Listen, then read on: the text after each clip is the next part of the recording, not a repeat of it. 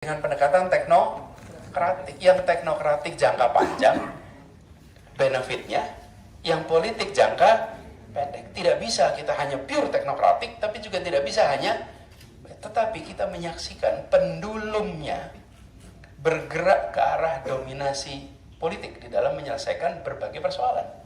Nah, kalau ini dibiarkan, maka kita tidak bisa mengikuti rute Jepang, Korea Selatan, kemudian Singapura, Taiwan, karena di sana teknokrasi leads the process. Dan itu yang kemudian membuat mereka memiliki roadmap dan akhirnya mencapai target. Ini PR teman-teman. Kebetulan kan yang berkongres ini pemimpin-pemimpin mahasiswa, bukan? Atau bukan? Nah, karena itu saya berharap teman-teman, perhatikan ini. Apapun agenda-agenda besar akan sulit tercapai apabila teknokrasi tidak mendapatkan ruang yang proporsional. Saya tidak mengatakan hanya teknokrasi saja ya. Dalam kenyataan kan nggak mungkin hanya teknokrasi saja. Harus ada dua-duanya, karena kita hidup dalam demokrasi. Anda juga menyaksikan di Belanda sini. Ada situasi di mana mereka harus pleasing their constituent, bukan? Tapi di sisi lain ada agenda teknokrasi. Nah, ini missing. Jadi kita yes human capital, isunya adalah ketimpangan, dan ini harus diselesaikan dengan teknokrasi yang berada di depan. Kalau teknokrasi di depan, rasanya kita akan punya roadmap dan kita akan bisa berkeyakinan bahwa perubahan itu akan bisa terjadi. Saya sampai di sini aja, nanti kita ngobrol lebih jauh. Terima kasih.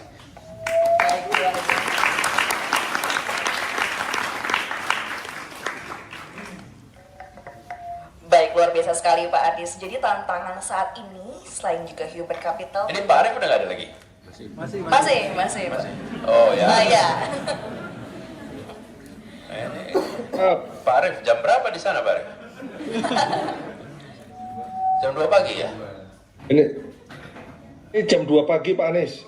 Luar biasa sekali kepada Prof. Arief. Terima kasih loh Prof. Arief mau diganggu di harinya di Indonesia untuk berdiskusi dengan kami. Memang Prof. Arief biasanya malam melek ya Pak Arief ya?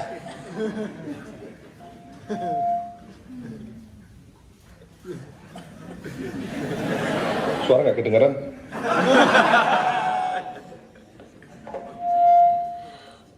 Baik, berarti dari Pak Anies tadi tantangannya selain human capital juga ketimpangan struktural yang perlu kita hadapi dengan cara memajukan teknokrasi ya Pak ya.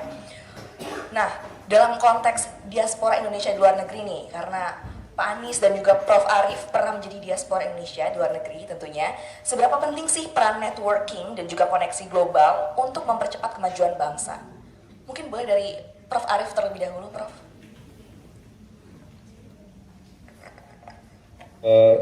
Tadi Mas suara putus Mbak.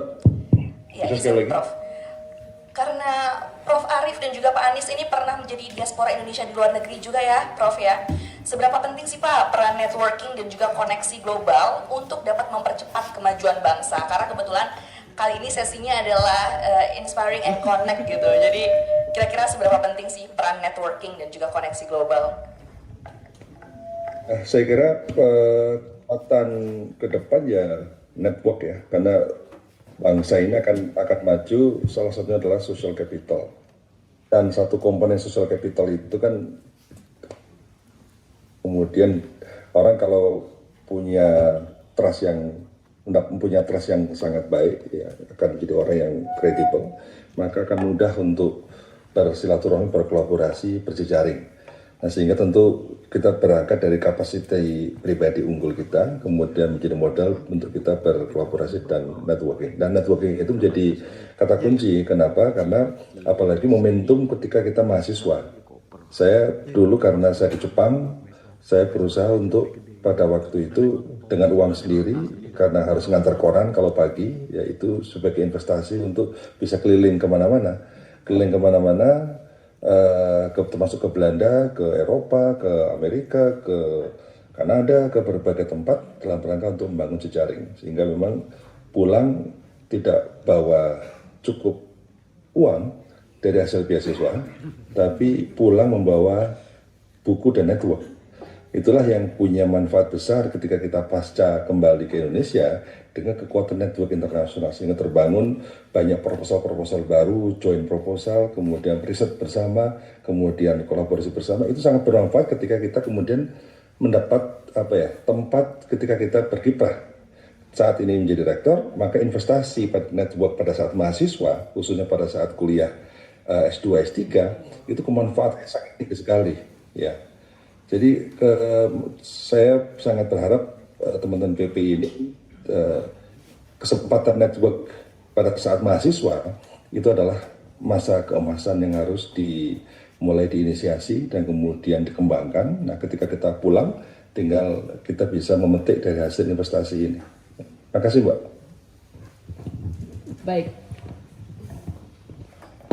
Baik, terima kasih Prof. Arief. Kira-kira suaranya terdengar? Terdengar ya.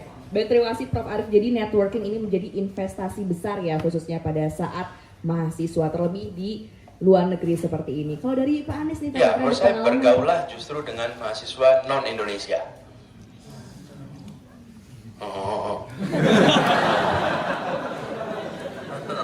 Kita ini kebanyakan bergaul sama-sama mahasiswa Indonesia.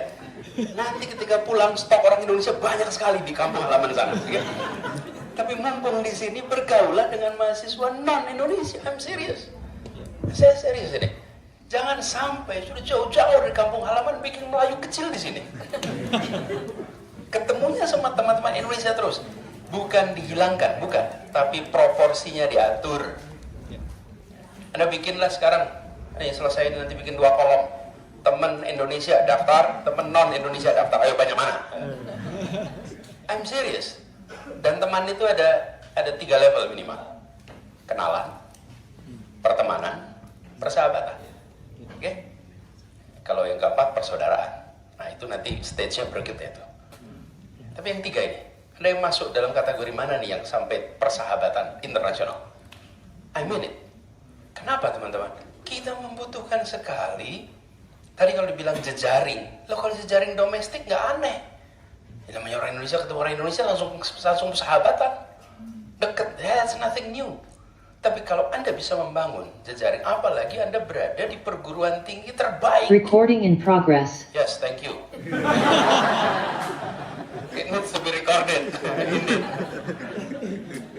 Jadi, teman-teman, ini Anda kerjakan ini. Kenapa Anda berada di universitas? Ini salah satu universitas terbaik, bukan? Dunia, bukan? Lah itu dia, kumpul orang dari mana-mana dengan segala macam bangsa. Lah kok ujungnya Melayu terus. Indonesia terus. Jadi usul saya, tambah itu. Anda buat 2 kolom aja, lihat aja, review. Anda masih punya waktu berada di sini. Oke? Kalau nggak seimbang, seimbangkan itu. Apa implikasinya, teman-teman? Pak Arief tadi cerita tentang pengalaman beliau. Kita juga kira-kira sama. Justru karena jejaring yang dibangun di orbit Anda, di orbit kita. Waktu itu saya banyaknya di wilayah comparative politics, political economy and development. Itulah fieldnya. Aktiflah di situ. Dan apa yang terjadi? Kita masuk di dalam orbit global bidang itu. Dan orbit global itu yang membawa kita selalu berada di dalam percakapan di sana. Efeknya, saya pulang ke Indonesia, bisa dibilang 5 tahun pertama lebih banyak acara di luar daripada acara di dalam. Kenapa? Karena network yang terbangun selama berada di kampus. Dan selama itulah berada di all these conferences yang membuat kita recognize. Nah ini teman-teman, saya usul dibangunin sekarang. Nanti ketika Anda selesai masa kuliah, mau di Indonesia kayak mau di sini kayak mau dimanapun, Anda udah berada dalam orbit global. Nah, jangan sampai sudah sekolahnya, kuliahnya jauh-jauh ke sini, orbitnya malah orbit domestik. Bagus-bagus aja kenal di sini semua, tapi we need more than that. Saya sering katakan kita perlu banyak sekali orang-orang yang bisa jadi tuan rumah di negeri sendiri. Tapi lebih penting lagi, jadi tamu memesona di negeri orang. Itu lebih penting. Jadi buat menurut saya teman-teman udah dapat privilege. Jadi kalau ditanya tadi pentingnya international networking, itu krusial sekali. Dan bahkan saya sering menganjurkan pada teman-teman kita yang tidak dapat kesempatan seperti Anda untuk berada secara fisik di tanah global. Banyak teman-teman kita di dalam negeri yang nggak punya kesempatan. Saya sering anjurkan manfaatkan alat ini. Karena sosial media kita itu dipakai untuk berteman dengan teman SD, SMP, SMA, teman kuliah. Itu namanya alat canggih untuk merawat masa lalu. Yang dibutuhkan itu alat canggih untuk membentuk masa depan. Jadi walaupun kuliahnya misalnya di Sumbawa, dan di sana ada Universitas Teknologi Sumbawa, tapi kalau dia berteman dengan peneliti-peneliti di institusi terkemuka dunia, maka alat ini bisa dipakai untuk ketersambungan. Nah, teman-teman punya privilege yang gak dimiliki oleh teman-teman itu. Karena you're physically here. Dan itu yang jangan disia-siakan. Kalau yang lain hanya bisa menyambung secara digital, Anda bisa jabat tangan langsung. Anda bisa berdiskusi langsung. So, manfaatkan itu. Insya Allah nanti kegunaannya bukan hanya untuk Anda pribadi, tapi untuk orang banyak yang ada di kampung halaman di Indonesia nanti. Gitu. Makasih. Luar biasa sekali. Berarti peran networking dan koneksi global ini sangat krusial sekali ya Pak Anies dan juga Prof. Arief. Apalagi kita penting sekali untuk membangun persahabatan internasional. Ya, bahkan kalau perlu berkarirlah di internasional. Jadi jangan takut, gak usah khawatir lah dibilang nggak nasionalis dan lain-lain, udah lewat masa itu.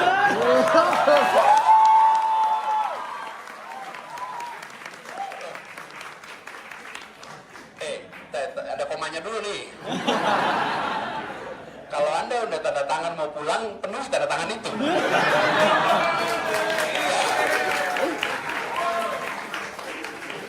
Jangan sampai itu jadi tiket untuk ingkar janji, teman-teman. Ya. Tanda tangan institusional maupun tanda tangan personal ya. Gitu. Jadi kenapa saya katakan begini? Kita membutuhkan banyak lagi profesional yang berada di dunia global supaya kita punya wakil-wakil Indonesia di luar. Kita ingin lembaga-lembaga internasional itu berisi nama-nama Indonesia. Kita ingin multinational corporation berisi pimpinan-pimpinan berasal dari Indonesia. Jadi tidak hanya di pulang kampung tentu baik, tapi berada di tandang dan berprestasi bawa nama baik Indonesia itu jauh lebih baik lagi. Jadi tapi kalau punya janji, Anda ada beasiswa di dalam negeri, ada komitmen dia penuhi itu. Itu bukan kemudian jadi kalau saya, gitu ya. Enggak, itu harus dipenuhi. Ada atas pendidikan lagi di sini, harus dipenuhi itu. Jadi, tapi saya ingin menggarisbawahi pentingnya. Bahkan kalau Anda sampai meneruskan tinggal di sini, meneruskan berprofesi di sini, di mana saja, titipan saya hanya satu. Di luar, Anda boleh berbicara bahasa apapun juga sebagai keluarga. Tapi dalam rumah, bahasanya hanya bahasa Indonesia. Dalam rumah, bahasanya hanya bahasa Indonesia. Dengan begitu, terjaga keindonesiaan kita. Anak-anak kita juga bisa bahasa Indonesia. Saya yang paling prihatin kalau memilih berada di luar dan anak-anak tidak bisa bahasa. Kalau di sini belajar ngomong di luar bahasa Belanda bukan hal yang aneh. Tapi kalau di rumah juga tetap bahasa Belanda, nah terus kapan Indonesianya ada? Kita akan mengalami penurunan luar biasa. Nah jadi titipan saya itu aja buat soal global network dan global career. Be there, make us proud. Gitu aja. Luar biasa sekali. Baik, berarti koneksi global ini sangat krusial, tetapi kita tidak boleh melupakan identitas negara sendiri ya, Pak Anies. Kira-kira apa nih pesan Bapak bagi mahasiswa Indonesia di luar negeri agar tidak hanya menjadi penonton, tetapi juga aktor dalam pembangunan Indonesia? Kalau tadi kan kita bicara tentang koneksi dan juga networking, kalau ini untuk bangsanya gitu Pak, ada pesan sendiri ya? Dari Prof. Arief, izin Prof? Ya, saya tentu sepakat dengan Pak Anies ya. Jadi sekali lagi kita kalau punya mimpi untuk menjadi global player ya kita harus mulai dari sekarang. Dan saat ini dari network yang kita create ya, investasikan pada masa lalu, ternyata hari ini dan moga-moga masa depan juga semakin baik. Ini juga terlihat dari banyak kawan-kawan saya kuliah ketika saya di Jepang saat ini mendapat posisi rektor di berbagai negara, posisi dekan sebagai negara. Jadi kolaborasi antar kita, dan dulu kita sama-sama di asrama, sama-sama itu hubungannya cair sekali. Jadi berbagai persoalan-persoalan bisa diselesaikan secara informal. Nah tentu ini kalau pada level yang pada level mahasiswa, kemudian sekarang pada level perguruan tinggi. Nah tentu kalau teman-teman PPI semua siapa tahu nanti bisa menjadi calon gubernur, bisa menjadi calon presiden, kemudian teman-teman global itu juga menjadi PM, menjadi presiden dan sebagainya, segala satunya bisa diselesaikan secara informal, itu akan jauh lebih baik ya. Jadi friendship harus dijaga dan global friendship juga harus semakin diperkuat. Yang suatu saat kita ini benar-benar bertemu pada posisi yang sama dan kemudian untuk kepentingan bersama. Terima kasih. Luar biasa sekali Prof. Arief, mungkin dari berita pertanyaannya ya. Jadi kita harus menjaga pertemanan baik itu di dalam negeri maupun juga secara global ya Prof ya. Kalau dari Pak Anies sendiri gimana nih? Ada pesan? Iya. Pesan untuk mahasiswa Indonesia di luar negeri yang tidak hanya menjadi penonton tapi juga aktor dan pembangunan Indonesia. Ya, sebenarnya kalau kontribusi ke Indonesia itu banyak sekali yang bisa dikerjakan. Menurut saya lebih baik prosesnya induktif. Jadi jangan melihat apa yang Anda belajar di sini terus bagaimana menerapkan. Kita nggak perlu orang-orang menerapkan ilmu yang dipelajari di sini di Indonesia. No. Kita membutuhkan orang-orang yang bisa menggunakan ilmu menyelesaikan masalah di Indonesia. Yang satu namanya adoption, yang satu namanya adaption. Bedanya A sama O, tapi maknanya beda sekali. Karena itu saya sering sampaikan pada teman-teman yang baru pulang ke Indonesia, selesai kuliah, jangan berpikir menerapkan yang dipelajari di Indonesia. Kami butuhnya gunakan ilmu yang Anda miliki menyelesaikan masalah di Indonesia. Oke. Menjadi dari deduktif menjadi induktif. Lihat apa masalahnya, lihat ilmu yang Anda miliki bagaimana menyelesaikan. Tapi bukan lihat ilmunya bagaimana diterapkan. Dan ketika Anda mau menerapkan ilmu, ternyata konteksnya beda, tantangannya beda, rumitnya beda. Oke? Nah, ini menurut saya nomor satu. Jadi be kreatif. Sambil kuliah, ada banyak yang bisa dikerjakan. Tadi saya di nama kotanya Duisburg. Di Duisburg. Ada seorang mantan mahasiswa, dia PhD, bidangnya logistik di Duisburg, dan dia cerita, Pak Anies, saya namanya Reza, dia cerita tentang selama beliau berada di sana, program PhD maupun sesudah bekerja, yang dikerjakan adalah bukan bidang logistik, dia membangun rumah sakit di dekat Cipanas, dan rumah sakit yang pengelolaannya dengan mengakomodasi local wisdom, sehingga dia menyelesaikan masalah kesehatan di situ. Nah, sementara banyak kita yang selalu mikir, saya bisa ngapain ya buat Indonesia? Bisa banyak, be kreatif aja, cari caranya. Yang dia kerjakan nggak kepikir, bukan belajar logistik, bikinnya rumah sakit, tapi dia melihat ada peluang, saya bisa melakukan itu, dia kerjakan itu. Dan setahu saya belum ada banyak woro-woro, tapi ada kerjain aja di situ. Jadi teman-teman terkait dengan apa yang bisa dikerjakan di Indonesia, there's so many things you can do. Kalau tanya pada A, B, C mungkin terbatas. Karena bidang saya banyak soal pendidikan, mungkin saya akan ngomong pendidikan. Tapi sesungguhnya ruang untuk Anda tergantung nih, ada mau kontribusi, ada mau bayar balik. Kalau saya milih istilahkan, saya bayar balik untuk Indonesia. Kenapa? Karena kita sudah dapat begitu banyak dari Indonesia. Jangan kontribusi seakan-akan kita punya lebih banyak daripada Indonesia kita. I'm trying to pay back. Saya mau bayar balik nih buat Indonesia. Apa yang bisa kita kerjakan? Banyak sekali. Jadi kreatif, lihatnya pendekatannya lebih induktif.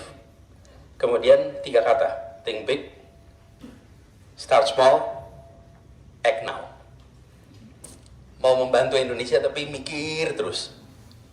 Nggak ada bantuan yang muncul nanti. Bolehlah mikir besar, tapi mulai dari yang kecil dan kerjakannya sekarang. Pegang itu aja. Thank you. Biasa sekali.